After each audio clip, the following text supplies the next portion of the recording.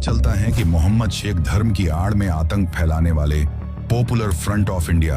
यानी कि पीएफआई का हिंदुस्तान की सरजमीन पर एक एजेंट था। इसके साथ ही यह भी पता चलता है कि उस दिन प्रधानमंत्री मोदी के ऊपर वो फिदायनी आत्मघाती आतंकवादी हमला सफल होते ही उस बूढ़ी औरत की तरह ही वो बाकी के जो 4 लोग थे वो देश के बाकी के अलग अलग शहरों में बम ब्लास्ट करने वाले थे, ताकि देश में ऐसी स्थिति बन जाए जिसको संभाला ही ना जा सके।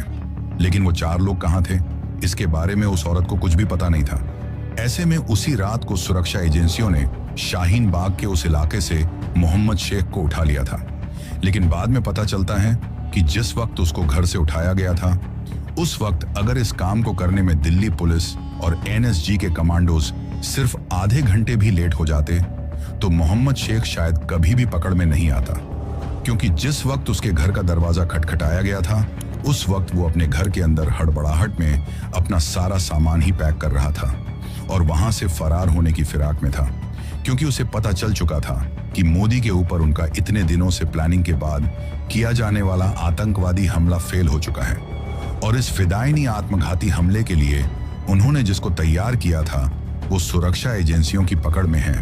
तो अब उसको किसी भी वक्त पकड़ा जा सकता है।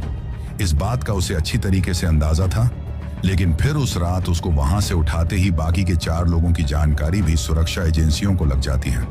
जिसके बाद अलग अलग शहरों से उन 4 को भी बेहद सावधानी से पकड़ लिया जाता है और इस तरीके से भारत के प्रधानमंत्री के ऊपर और पूरे देश में अलग अलग जगहों पर होने वाले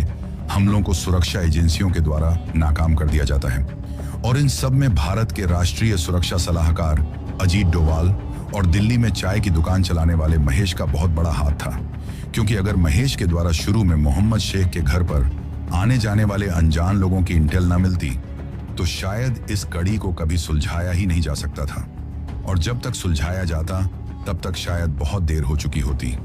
और वो लोग अपने मकसद में कामयाब हो जाते।